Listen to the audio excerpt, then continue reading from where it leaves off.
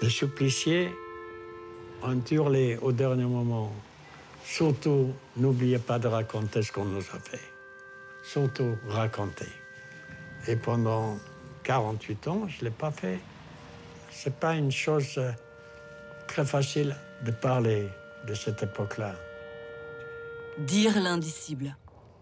Comment raconter, perpétuer le souvenir quand il n'y a parfois pas de mots pour le dire? Ce jour-là, Benjamin Orenstein est invité au Sénat, aux assises contre le négationnisme.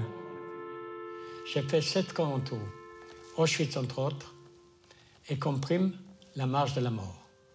Comment avez-vous fait pour surmonter toutes ces souffrances et la perte de vos proches après la guerre et après l'école? Tu sais pas, moi non plus. Il a eu 18 ans à Auschwitz. Il en a 94 aujourd'hui. Benjamin est un combattant de la mémoire. Je suis natif de Pologne, d'un petit village qui s'appelle Anopol, où il vivait avant la guerre 1807 âmes juifs. Le seul survivant d'une famille exterminée dans les camps. Son père, sa mère, ses 3 frères, sa sœur. J'avais aussi une belle-sœur et une petite nièce de 7 mois. Et elle a disparu dans la chambre à gaz de Belzec avec sa mère. C'est à son petit-fils Alex qu'il a raconté pour la première fois. J'avais 9 ans et on était en vacances avec nous en Normandie, à Rouen. On avait loué une maison. Je te rappelle, on s'est promené au bord de la Seine. Et un jour, on a joué au football. Enfin, on a joué au ballon. Et comme j'avais le bras nu, alors il a dit qu'est-ce que c'est ce numéro-là?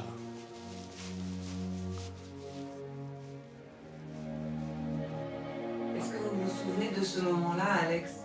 Je me souviens d'avoir eu cette réalisation que mon Zaidi faisait partie de ça. Et c'est quelque chose que même après 20 ans, je continue à digérer. Et la Shoah, on le porte en nous. C'est tout le temps présent, à l'intérieur de nous. C'est pas possible d'oublier ça. Avec le temps, les cauchemars sont devenus des mots. J'étais entré Benjamin Orenstein, je sortais B4416. Des mots pour sépulture. Comme ça, il ne tuait pas des êtres humains, tu comprends? Il tuait des ch'tiques. Un simple numéro. Le livre de Benjamin est aujourd'hui une pièce, mise en scène par un ancien professeur. Benjamin. Pour un public souvent composé d'étudiants. C'est un livre, c'est un texte figé. Ils le lisent, mais sans le lire. Pour eux, ça n'existe pas, en fait. Et de le voir sur scène, ils en sortent bouleversés en se disant « Mais en fait, c'est vrai ce qu'on nous dit ».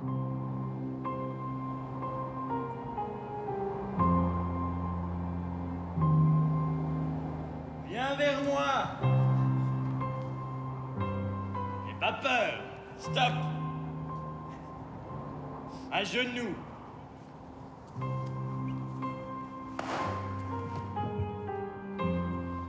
J'ai souffert de la faim. N'essayez même pas de vous imaginer. La soif, c'est encore pire. Mais la souffrance, la plus terrible, c'est la peur. D'avoir peur, ne serait-ce que 5 secondes. 1, 2, 3, 4, 5. Ça vous laisse des traces à tout jamais. Benjamin raconte sans relâche dans les écoles. Asseyez-vous. Une 50aine chaque année. Ah, Comment, après tout ce que vous avez vécu, vous avez réussi à être heureux? vous savez, la Shoah est en moi. Je vis avec, mais j'ai pas renoncé au bonheur. Vous avez encore peur ou pas? Très bonne question. Alors n'oubliez pas une chose. Si un jour vous êtes ministre ou secrétaire d'État et vous recevez un ordre qui est contre votre conscience, dites tout de suite non, parce qu'après c'est trop tard.